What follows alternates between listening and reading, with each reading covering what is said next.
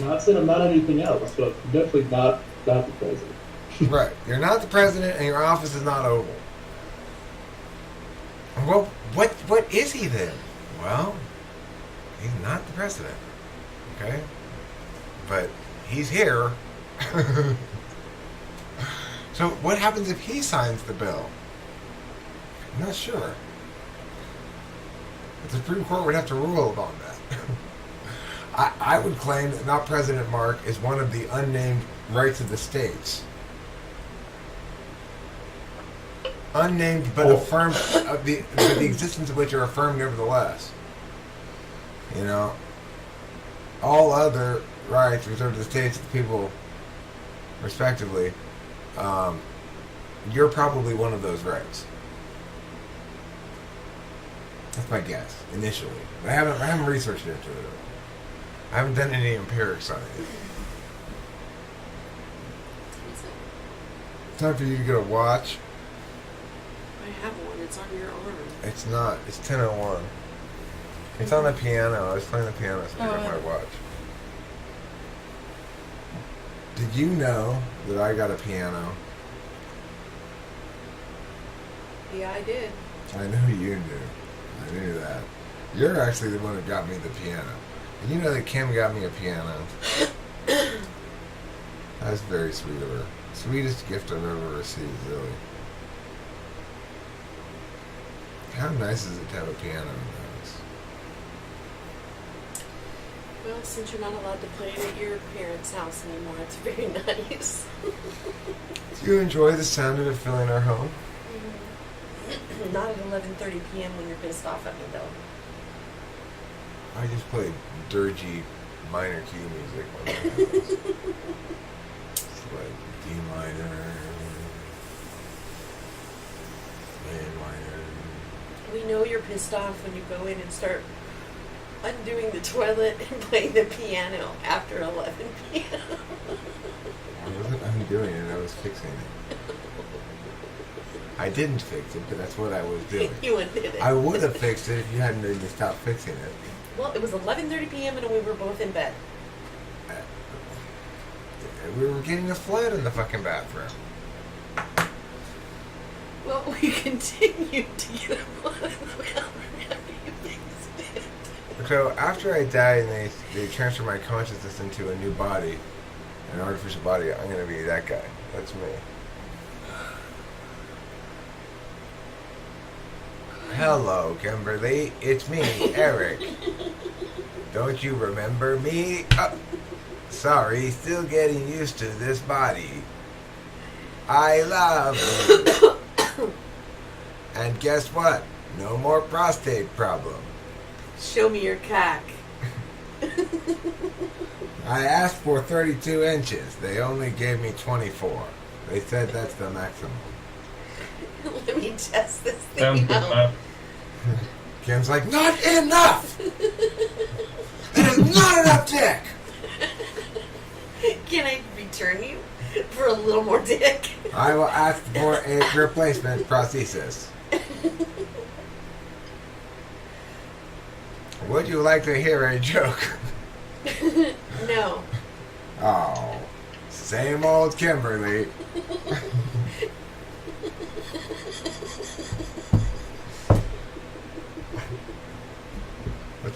That would be fun being that artificial guy for a couple of days, maybe. You know. You kind of are already. Kim, I'm still an organic being. I bleed blood. I cry tears. Those are not tears. What are they? Those are like when you see a kid going, "Ah!" and there's like nothing coming out. That's such a lie. My emotional displays are real. I have strong emotions. I don't fixate on them, but I have strong emotions. I don't mistake them for facts. But I Them? There's only one, Eric. Okay, well, it ranges from angry to frustrated to resigned. And they're all just as catastrophic. No, it's not true. I I have a volume knob on my emotions. I'm not just on my emotion. It's not just one emotion that has one volume as well. It does, Eric. No. When you're in pain. Okay, well, that's not an emotion, Kim. That's an experience of your body's nerves, you know? It's different than an emotion. Just all the same sounds come out. Emotions are moister. Moister. They've got more saltiness to them, to the moisture. They've got a saline, kind of wet, salty moisture quality to them. That's mine, salty. Yeah, you're salty as fuck. Yours are like poopy. You've been nice. You know what's happened? Like, Kim? you go to the bathroom in the toilet and you think you're gonna poop, but it's not. It's just pee. Can we get your butt? Kim has been. You've been so nice for such a long time. I think once we got the camera going and everything, you're just like. I'm sorry. Ah.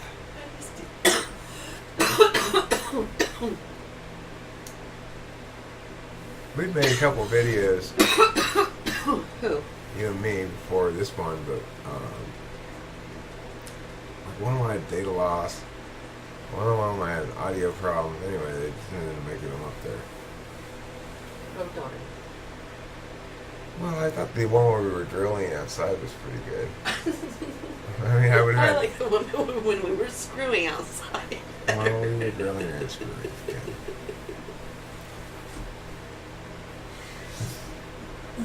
Yeah. Yeah.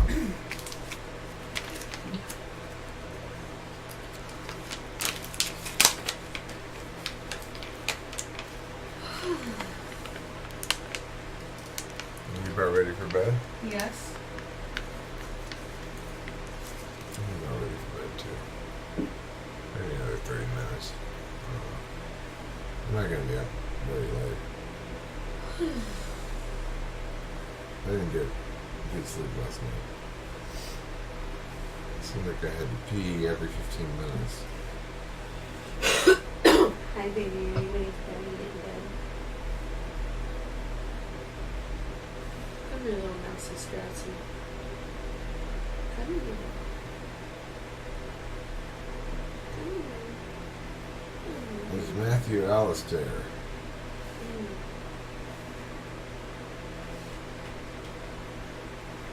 This weed here is called Elmer's Blue Number 4. Did they ask? No, just making random comments. Maybe somebody will pick up on one of them and run with the football for a while. It's a derivative or a relation of Gorilla Glue Number 4, which was the Cannabis Cup winner about 6 years ago. 5 years ago.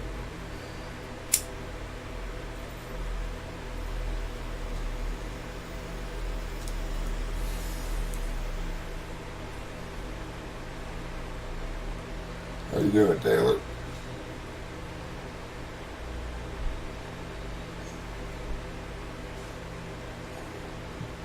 Good, you? Good.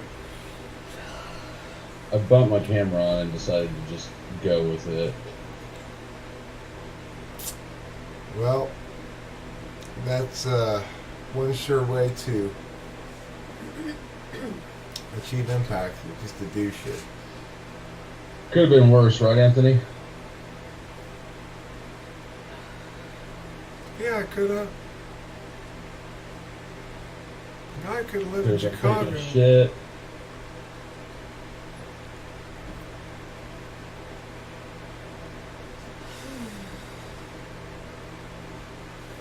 You want this? I feel like half of it. Half of one more.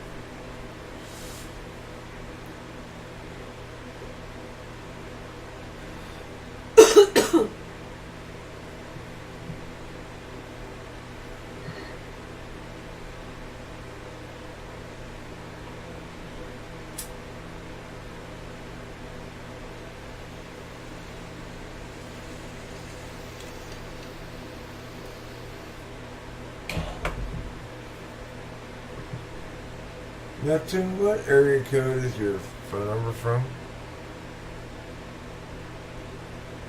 And does it accept texts? 'Cause somebody called me, I wasn't sure it was you. I tried to text them, and it said no texts. I never sent you a text, so Okay. apology. Okay. No, I'm glad I didn't bother trying to Well, call ask him it what his area code is so that when he does call you, you'll know to back. Okay. You can tell me if he wants to. I wrote I down. thought we exchanged numbers at one point. Well, but Neptune.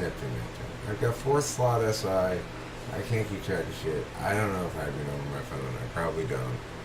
I've gone through several phones between when I had your number and now. So you're gonna have to either shoot me a text or whatever. I'll shoot you the second text that says Neptune. Did So you know you can go to your messages and like look at text. Okay, well let's see. I'll go through my messages. How long ago was No, I mean this? you could like search keywords. You can look up like Neptune. All right, let me search. Let me see. I'll see. Maybe you're right. I'm sure you're wrong, but maybe you're right. Neptune.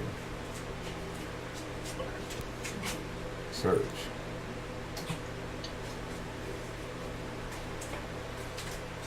Oh, well, all I see here is my text on Monday that says, "Is this Neptune?" And the thing returning to me saying, "Error invalid. You please, what is it? Please resend using a something." I don't know. So that's what I was asking if it was you or not.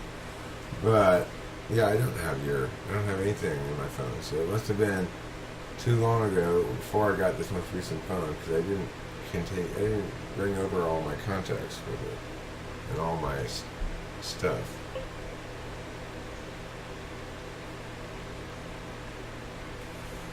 You know what I mean? I just sent you. Aha! I received it. Again. How snotty is that? I knew you were gonna perceive it that way, but You could have made it's it. too plain to just say Neptune.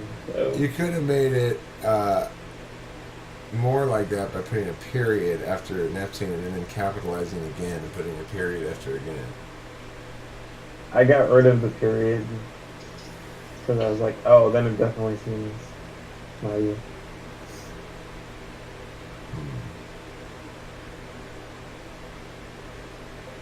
Why didn't you say Neptune as aforementioned instead? I don't use big words like that. It doesn't feel natural. Why don't you use the youth culture slang version of it, which is AFN? Are you sure that stands for something else? No, it's like the youth will go, "So I was talking to the AFM Mary, and well, actually that'll be AFN, aforenamed." That's how you make it cool. You just gotta abbreviate it.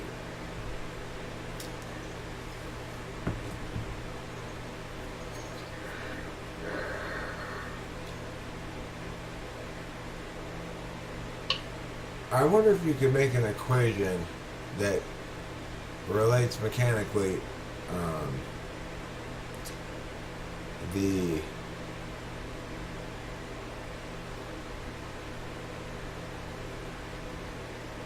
what were we just talking about a second ago?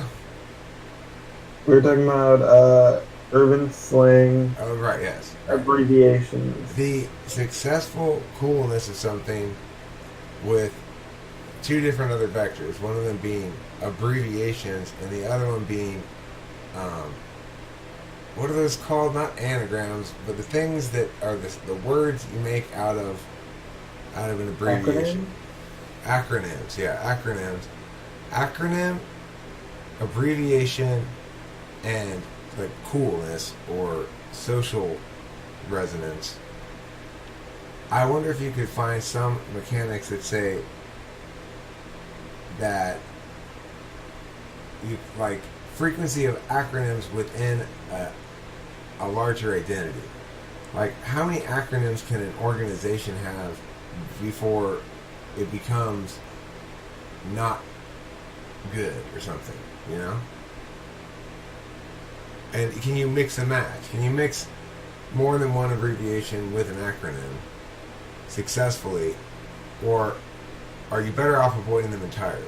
What do you think the social impact, if you're a company and you're considering using acronyms and abbreviations, what do you think the overall choice making should be?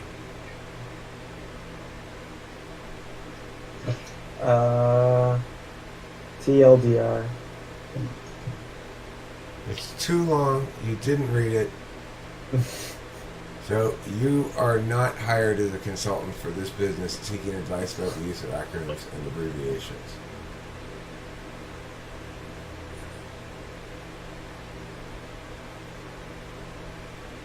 So you're saying, sorry, I like spaced out. So How many like, acronyms and what is the most abbreviations? marketable amount of acronyms? Okay, like your IHOP, okay? IHOP is an acronym and an abbreviation. It jettisoned its full name, International House of Pancakes, to just become the acronym. Now, should other products... Wait, is that actually is that an abbreviation? Well, yeah. I mean, well, IHOP is, but IHOP is an acronym, right? Yeah, I know that's an acronym, but You can have an acronym that's not fully an abbreviation, like NAMBLA. Which, because NA is, if it were an abbreviation, it would be N whatever. Right? So if you add a vowel or something to make it into an acronym. Why that came to mind, I don't know. So I would say that IHOP should switch to all acronyms. So all of their food items, their main menu items, should themselves become acronyms. And the waiters and waitresses should be trained to speak in all acronyms. when the waitress asks, "Would you like WC on your PCs?" Well, you say they have like words that mean things. Like, "We do I" is "Welcome to IHOP." They develop a whole language. You have to learn to go eat at IHOP. But they give you a translation card. And pretty soon people will get the hang of it and everyone will start talking that language. I think it's a good idea. I want to talk to the king of IHOP. Very exclusive. I should call him right now. Hey, Give me the president of IHOP. I've got a great idea for you guys.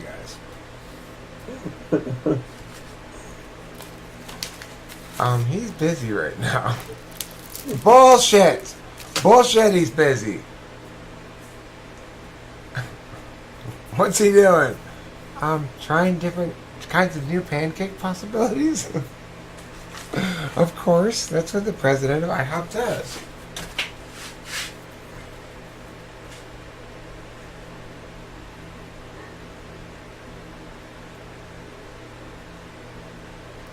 If you were really, really, really hungry, what's the maximum number of pancakes you think you eat?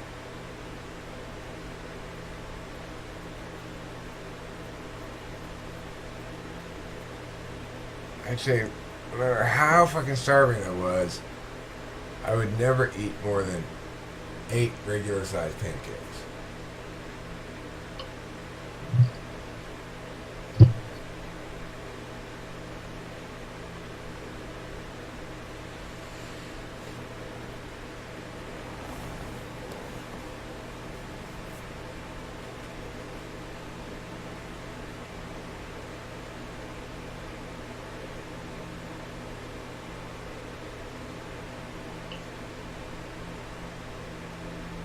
I need a glass of water, a cup of coffee, and a lot of butter.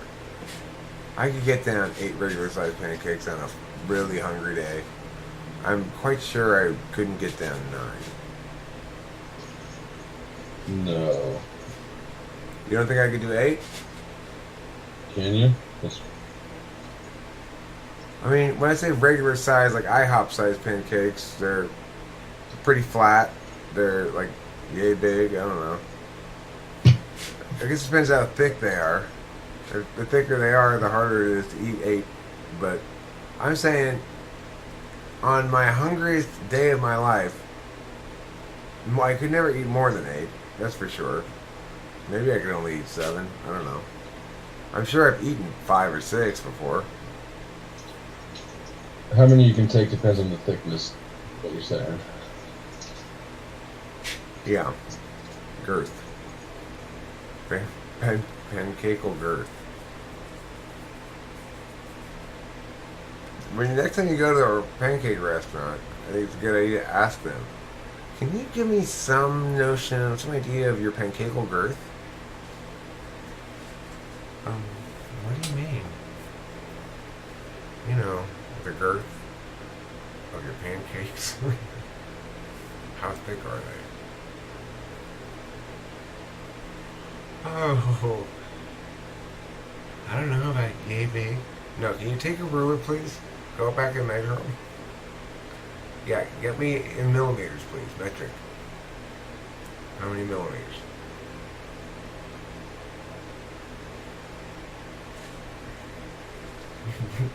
$32, huh? Did you do an average of at least a day's out of 5 pancakes?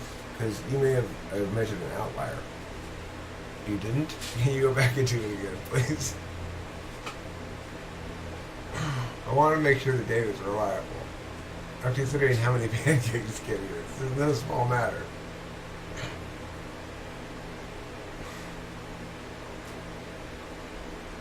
Okay, and is that the mean or the median? Well, what's the median? What do you mean you don't have it? Sorry, there are other customers. I want to know how thick your fucking pancakes are.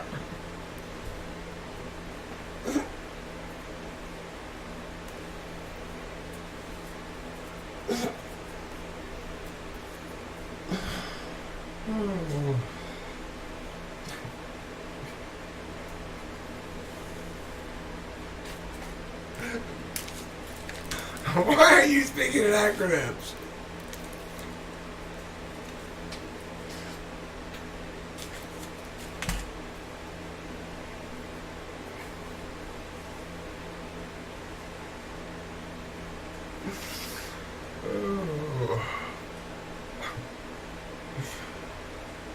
One time when I was a kid, my mom and my dad and I were at IHOP.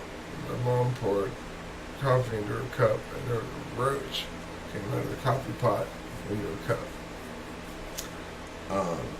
It was really gross. Anyway, that was at IHOP. That's the sort of thing, though, if you're a restaurant, if that ever happens to you, here I am, fucking 40 years later, and IHOP's still getting a bad rap, or my mother getting a roach in a cup of coffee 40 years ago. It was just that one IHOP in Arcadia, but because it's like a national brand, that's the cost of doing business, I guess. Well,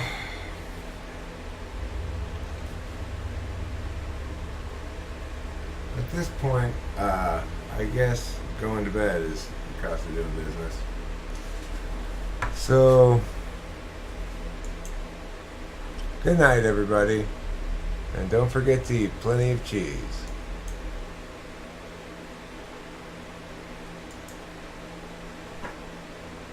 I'm sure they were having an interesting conversation in the chat or whatever they were doing there. Obviously, they weren't very engagey like with me, but that's fine.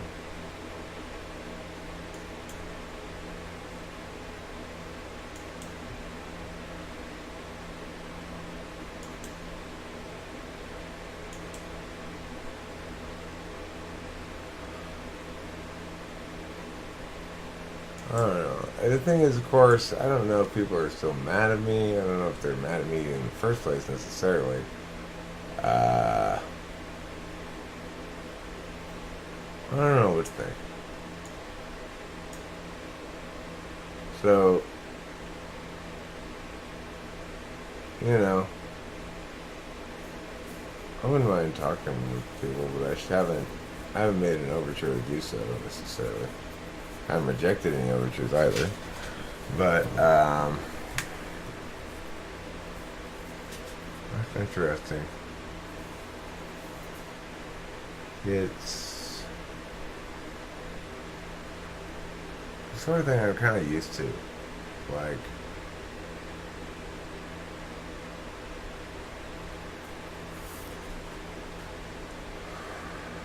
Eric's always been a bit of a loose cannon in people's minds, I think.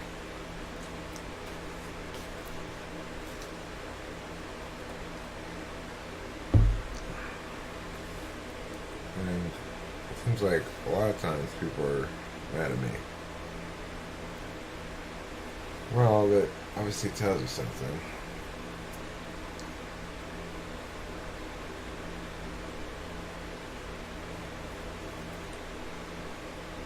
It's a tricky calculus.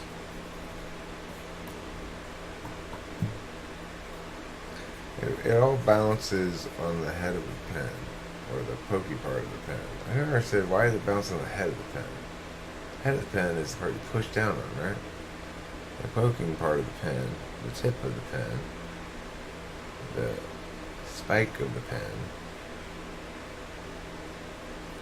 it's smaller. So anyway, it all bounces down on the head of the pen. It's tricky as fuck, life in general. And no less tricky for me than for anybody else.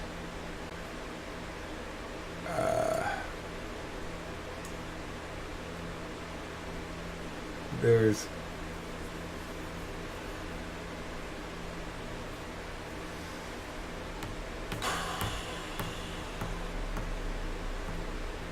well, I really reflect the valuing matrix of my type.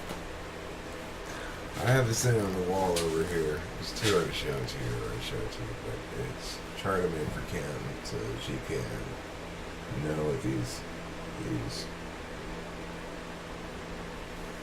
letters mean. We talk about all the time. NETISEFI. So,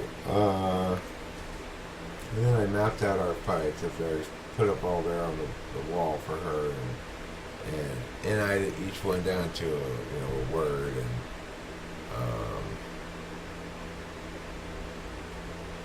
Unity map. I put it on the wall our fights. Kim goes NI down. For her, that's reduce the roll of her eighth function. SE up. Value more highly action doing shit. She's always making that argument anyway. Elevating up FE, saying let's worry about. I'm worried, or she's worrying about perceptions and how she's being perceived by me and by her as the winner or not, and then TI goes down. She doesn't give a fuck about fairness. She'll try to stay fair by shifting ground all the time, by being non-responsive to things. Well, that's yeah. Well, no. Then yeah. Well, on the other hand, I go NI up, TI up, FE down, SE sideways, which is to say I'm not afraid to take action and do what is asked of me when it's appropriate. I think that helped her understand what's happening a lot in our fights, and she found an equitable way to parse it out. We had a conversation thereafter, which I actually filmed, and we have this video, but we're not going to publish it. But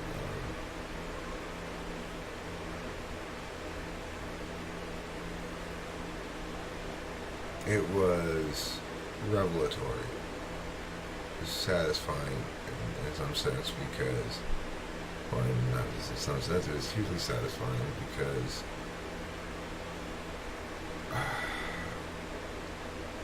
it was the alternative.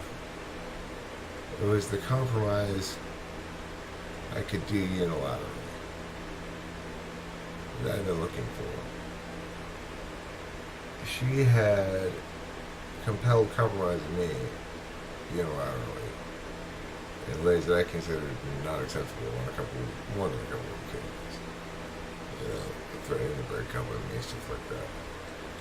And I've come to understand that when she's strongly emotional, it is unwise to take her words seriously.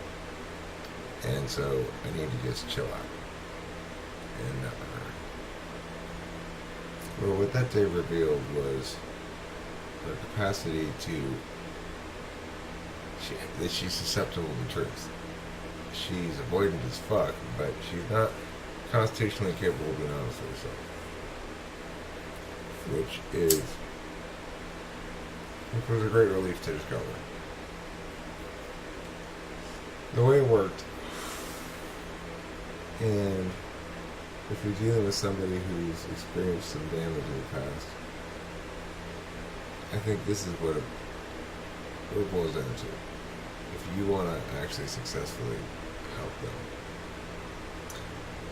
first you've got to internalize the thing you're saying to them, which is there's a problem here and they need to look in the mirror and address it because there's a source of the problem.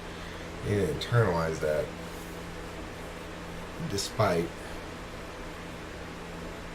any and all naysaying, because your true and obviously so words are going to start being assaulted from all angles, and you've got to be prepared to just say, look, you know, you and I, you know what's going on. So now this message is only for people who are dealing with something genuinely damage. I hope nobody would, and I certainly am not, gaslight somebody like that. Try to convince them that we could do. But I know of an occasion when it's happened in the past, not involving me, and it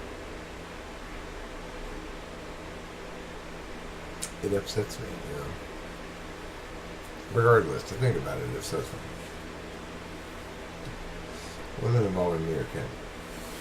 Either. Anyhow,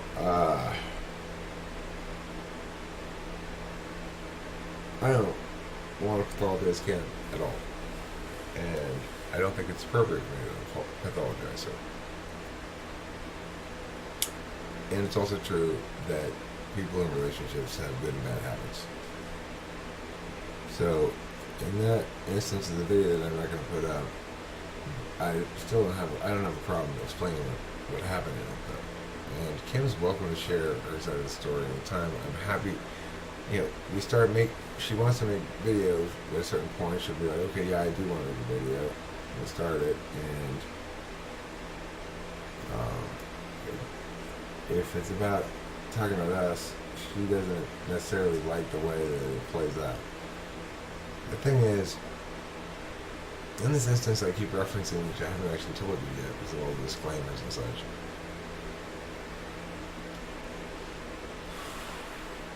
All I did was let her talk out all the things that she said were wrong with it. And her explanation of the problem, which is just this litany of negative words about it. And then I said, okay, well, you said, I wrote down the thing you said. You said this, and this. She said, okay, fine. First, she didn't want to pin down anything I had written down. She didn't want to be like, yeah, I did say that. She was just like, well, I didn't say exactly that. And I was like, okay, well, do you want me to write down your exact words? And I can do that. And she sort of realized that she was getting a little silly about that. And so I said, okay, so I've got these things. Yes, okay.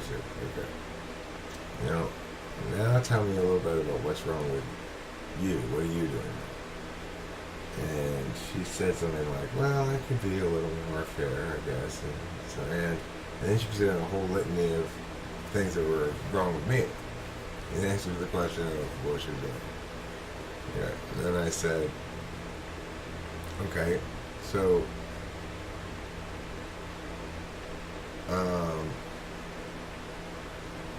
this is what just happened. She just said another litany of things that were wrong with me, and it was in response to the question, what's wrong with you? And so let me shift the approach here and ask this. So of the many things you said here that I've written all down that are wrong with me, which of these are behaviors of mine? And none of them were. And I said, okay, so these are just words, stories you're making up about how bad I am. None of these even link directly to a specific behavior or action. It's just negative narrative. They're just negative stories you're making up about. And she like broke in the sense of her resistance was she couldn't hold it any longer in the face of the truth. So her eighth slot function, it kicked in when she had to have it. And it was pretty odd, the response afterwards. So, after she stopped the camera, she's like, oh, we're never going to work. We're never going to work. That's just who I am. That's just who I am. And, of course, that's kind of who she is. That's her defense mechanism that resulted from being ill-treated at a young age in general. So,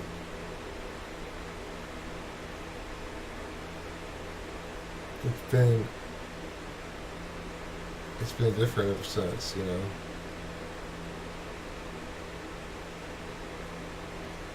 She's making a concerted effort to be positive. I mean, the thing is, you might say, well, that's how she is, she's a ball buster or whatever. But it's not that sort of thing. Only some of it occasionally is, but it's hurtful, it's harmful. It's not healthy. So you can't tell me that I'm not letting her be her. I would say I'm letting her be her. She doesn't have to be so terrified of actual intimacy. I think that's what it boils down to. And the reason she doesn't have to be terrified is because I'm not going to abandon her.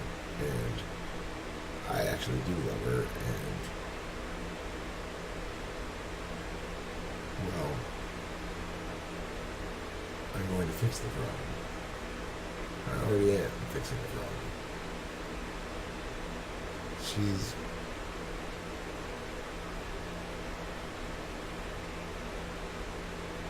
healing. Healing. I was talking to Jewel. We were talking, me and Kim and Jewel were all talking. And I said heal, and she's like, now, Eric, when you say it like that, it does make it sound like she's a dog. So I didn't even, at the time I just thought, well, I guess it sort of does, like, because she's coming home from the bed or something. But that's what, I didn't make a connection with the HEEL. And then later on she revealed that, oh, you mean heal, like get better. Yeah. Anyway, I'll keep everybody updated and sort of accurate and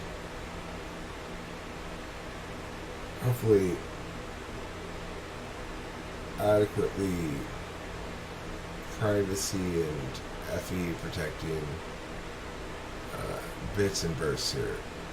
At the end of a long ass video like this, if I put it up straight up, This isn't gonna get a shit ton of views anyway. Whatever. I'm not trying to win here at all.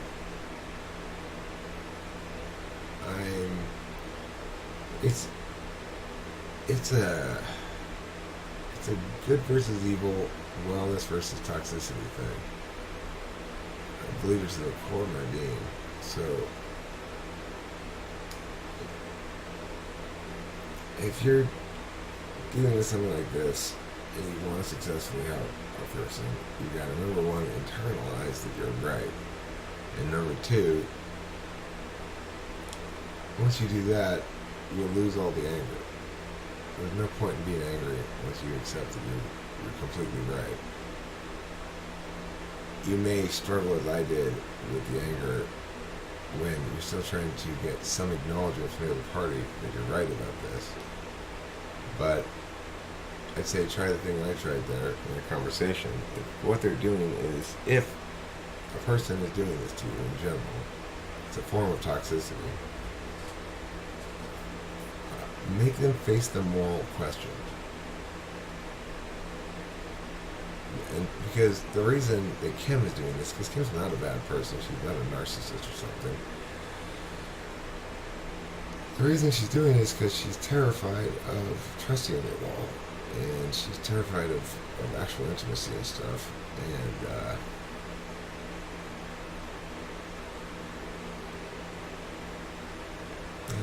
nobody's ever gotten past that before. If you remember what you're doing,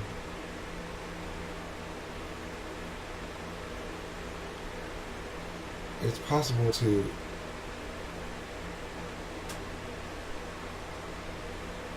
help by exclusively focusing, to the extent that one can, on behaviors. Never indulging in battling.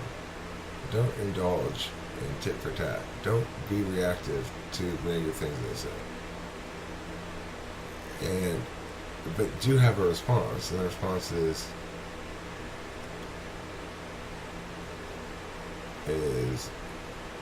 something along the lines of, let's find something positive to say, but I want you to love me. Let's say nice things to each other. Don't do it snotty and snarky. You gotta do it kind of playful, and you gotta do it with genuine affection. I find myself, once I internalized what it is, the truth of it, like, that I understand it in whole,